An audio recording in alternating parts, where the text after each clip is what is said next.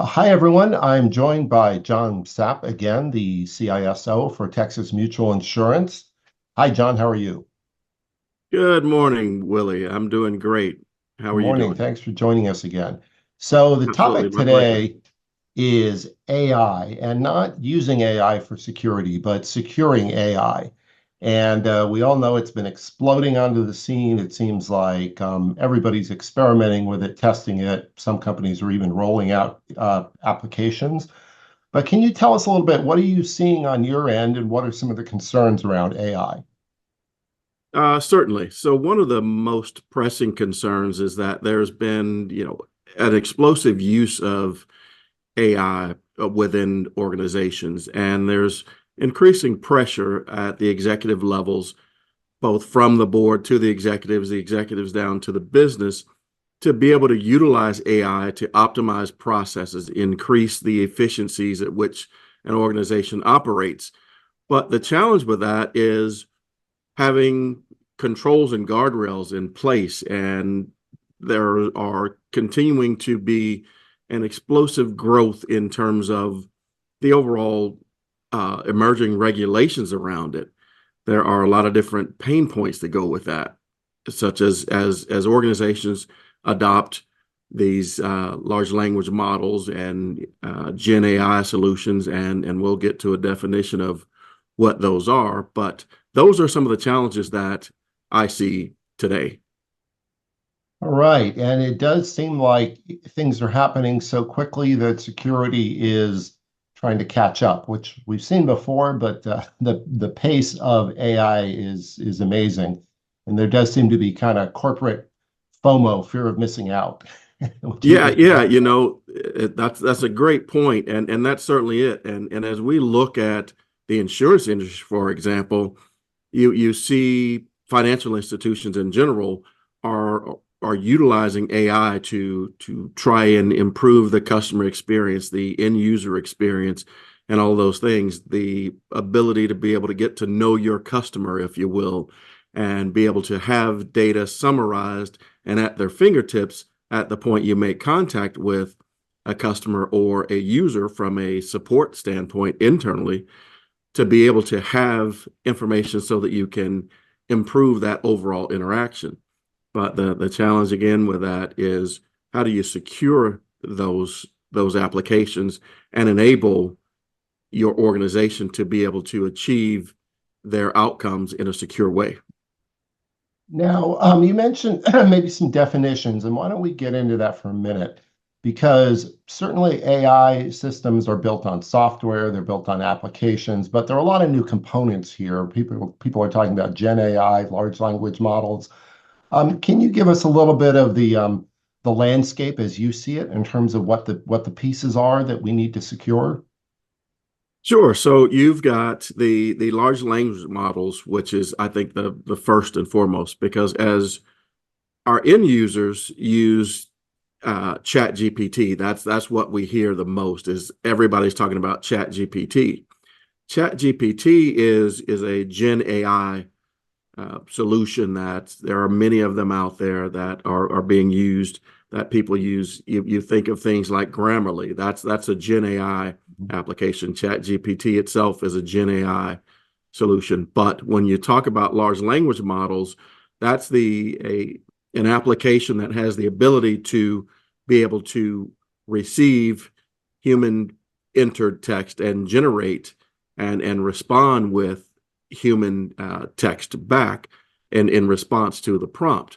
So it's utilizing that to upload content, whether it be text or images, what have you, and be able to return a response to that prompt that was entered.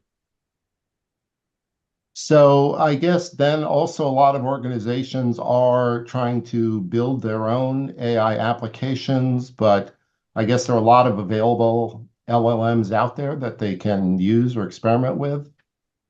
Certainly, and and that's part of it. Is there are organizations like AWS and Microsoft. With AWS, you've got Amazon Bedrock. With Microsoft, you've got Copilot, and a lot of organizations are taking those and bringing them in-house and using them to build their own LLMs or Gen AI applications to be able to provide to users for use so that they can train them on their internal data sets. But the challenge with that is the initial architecture and design on how that's going to be used, those guardrails or those guiding principles to be able to ensure that there's responsible use of that AI and that data doesn't leak outside of the environment. That's where the challenge comes into play. So I think there are a lot of great models out there. OpenAI has been out in front of this for quite a while with ChatGPT, and now I guess we're at ChatGPT 5 or whatever it is. But that's part of the challenge is how do we create these applications internally to be able to achieve our outcomes and the value that we're pursuing, but in a secure way. And that's where security has to catch up and not slow down the velocity at which the business needs to be able to move to keep pace with the improved user experience that we're offering or that we need to offer. So one of the first challenges seems to be, well, both. We used to call it shadow IT, now I guess shadow AI. Both the unmonitored use of AI, which ChatGPT is probably fine, but again, who knows what's coming in and out. But also the supply chain seems like it'd be challenging. Where are these models coming from? Where are these data sets coming from? Is that kind of a first level challenge you see? Yeah, it certainly is because it is being able to understand the landscape of the Gen AI LLMs that are being used in an organization. Today we can use our CASB solutions to give us an inventory of, or at least some visibility into the Gen AI solutions that are being used within the organization. And we're able to see that there is growth or extensive use, I guess is a better way to put it, in terms of people using it to try to become more efficient and optimize their current day-to-day jobs. But the challenge in that is that when we start to upload, we getting visibility into what is it they're putting into that those models and those applications, and how are we training it on our own internal confidential or restricted or intellectual property. That becomes a bit of the challenge. So it is that shadow AI. We have to be able to understand how pervasive that is across the organization, and then try to apply some degree of guardrails and controls or posture management around that. So it seems like a lot of the same terms we've talked about for the last few years in security, posture management, supply chain, looking for vulnerabilities potentially. It seems like a lot of a larger attack surface, I guess, with LLMs, but it seems like we need to bring it into the fold. Is that a good way to put it? In terms of these threats may be new, but how we manage them, we need to use our established systems.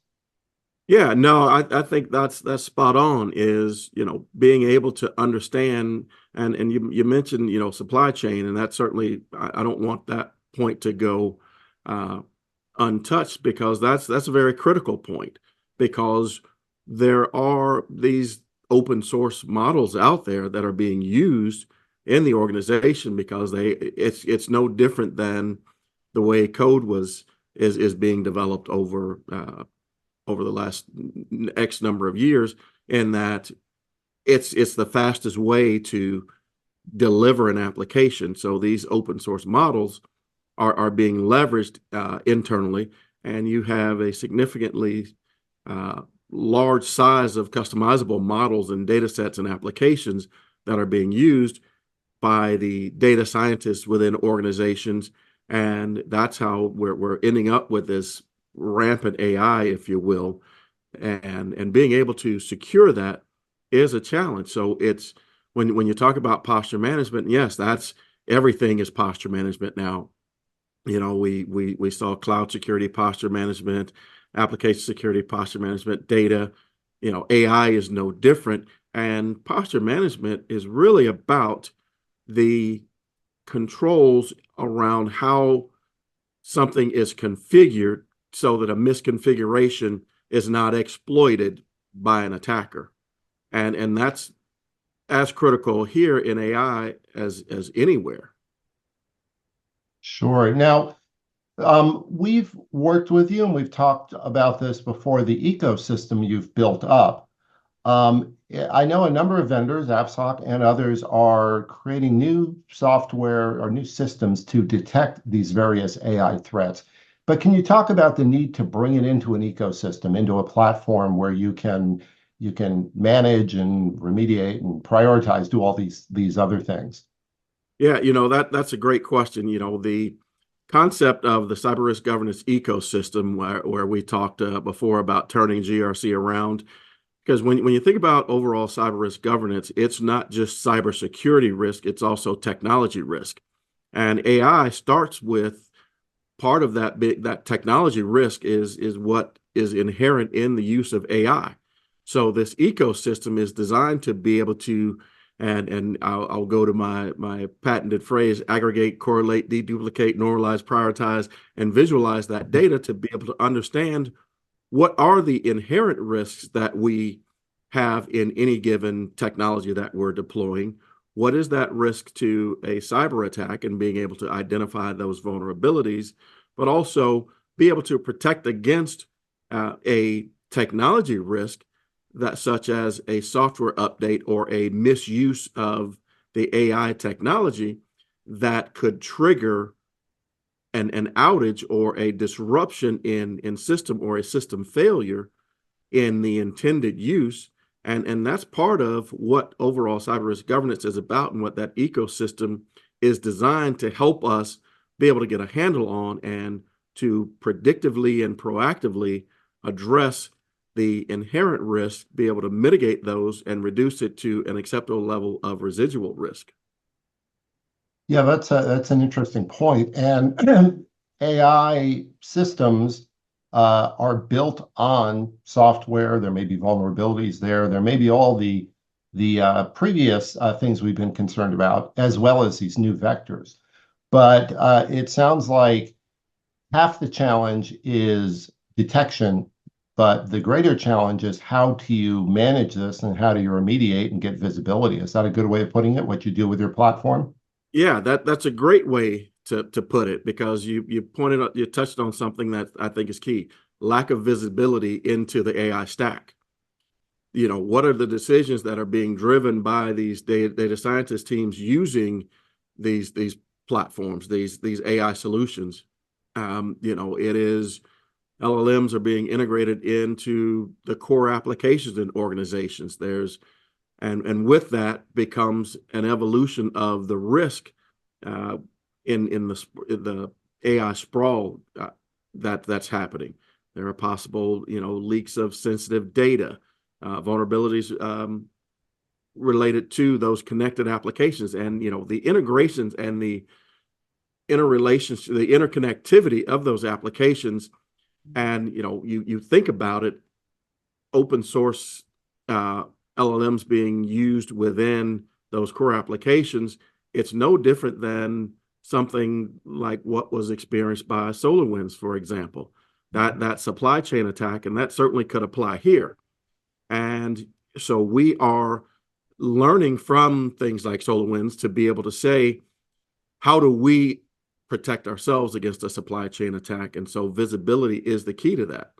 But then it's also compliance is a part of that, and I don't want to leave that out, because there are just when you think about the number of regulations that are occurring, not just internationally, but here in the U.S. and within some states now, it's something we have to be very cognizant of. Yeah, you mentioned that before, and we've done some research and we're going to continue that. But there are literally hundreds of regulations around AI coming from different angles all around the world. This seems like GDPR on steroids. So I would imagine that's going to really, this regulatory environment is going to really force organizations to get serious about that. Is that how you would think about it? Yeah, that's absolutely how I would think about it. It's the explosive use of AI has, and there's a need for this regulation across the globe because it's being used in so many different ways. But that is also part of the challenge is how do we wrap our arms around it to be able to um, do the right thing for the right reason, and not just because compliance requirements are dictating it, but that we're using AI responsibly. And I think that's the number one thing, and that's really what cyber risk governance in this context is all about. From my perspective, is we're just simply trying to ensure that AI is being used responsibly within the organizations. We're trying to support and enable the business to be able to achieve those outcomes in a secure way and be able to provide visibility to the regulators. And whether you're a regulated entity or not, it's highly recommended that you do this to be able to protect your organization, because at the end of the day, we're all accountable to someone at some level for the performance of our organization and to stay within the bounds of regulatory compliance and or good business practices. And it's interesting when you mention governance and security, it seems like you can't really separate those two cleanly anymore in terms of what's acceptable use, what's dangerous use, what's a security vulnerability. Maybe in the past, people would try to stay in their lanes a little more, but does that make sense to you that you've got to address both? Yeah, it does. And, I think it goes with the territory of being in security because at the end of the day, we've always had compliance things to deal with. We've always had to have some degree of governance, but we've become even more a risk manager today. So when you think about GRC, governance, risk, and compliance, and you turn it around, cyber risk governance, a component of that is cyber risk management, technology risk management, but they are all interconnected. And it's not that you do more of one or the other, but they are very tightly coupled. And we have to keep sight of that and be able to deliver on all three components of that. So let me ask, John, you've seen what we've been doing at AppSOC in terms of extending our platform into AI. What did you think of what you saw? I thought that it was very strategically put together because one of the things that I've noticed as I've looked at solutions across this space, and as there are different vendors out there that I've looked into, there are two or three that come to mind, but I noticed that they all seem to be kind of singularly focused. What I noticed about the AppSoc platform is that it's taken a platform approach to it. It's not designed to be a niche solution, but to be a overall platform architected solution to be able to address things such as governance, posture management, uh, security around the AI application itself, and then overall, I guess you would call it data lineage that kind of feeds into data. It's an element of data security posture management within AI, things around data classification and being able to understand where there could be potential data leaks or over permissioned access, things like that. So I think collectively being able to address things like governance, posture, supply chain, and overall data compliance was strategically an exceptional way to go about it. And that's what I think AppSoc has done. And I think there's also the ongoing challenge. We talked about this before, just the fact you're getting so much noise from so many different tools. Uh, we can't just add more noise, more fuel to the fire. It has to be put into the context, prioritized, evaluated. Is that make sense, or is that something that's you're looking for? Absolutely, because you have to be able to aggregate all of this information from all the different sources. And the thing is to be able to bring it together and provide that enrichment and the context to be able to understand exactly what is the risk, what are the challenges that you have in your environment, and how do you improve that, to be able to put together an approach for improvement, because it is it's how you catch up. So And we talk about, governance and security. There's an application security aspect, but then there's also the vulnerability management aspect. So it's bringing all of those things together. All right, John, let me just a final question. Maybe if you have some words of wisdom for other CISOs. I know you and I have been seeing a few evolutions of technology over the years. They seem to burst on the scene and cause a lot of commotion. Certainly, AI is enormous. But what's your overall perspective in terms of how we, stay calm and manage this? Well, I think number one is I would say we need to adopt AI applications with confidence because the stack is going to continue to evolve. It's still very new, although things like ChatGPT have been out there for a while. But we are focused on reducing reputational risk and increasing overall trust because trust and confidence is what we all need from our organizations need it from us as CISOs. Our customers need it from our organizations. So I think that's key. And the way you go about doing that is ensuring that you have guardrails in place, that you have an approach to risk management around the data, the models, the application, the overall infrastructure to give you that end-to-end protection and be able to provide consistent risk and visibility to all of your stakeholders. That's the key. That's what you're trying to accomplish. It's not easy, but I certainly think that using an ecosystem approach that leverages a platform is one of the ways to go about it. And that's what I'm looking to try to help drive some thought leadership around. And it's great to be partnered with someone like AppSOC to be able to do that. All right, John. Well, I think we'll leave it at that. Great talking to you as always, and we really appreciate your perspective and want to share it with the rest of the community. So thanks again, John, and we'll talk again soon. Awesome. Thanks, Will. It was great being here, and I appreciate the time.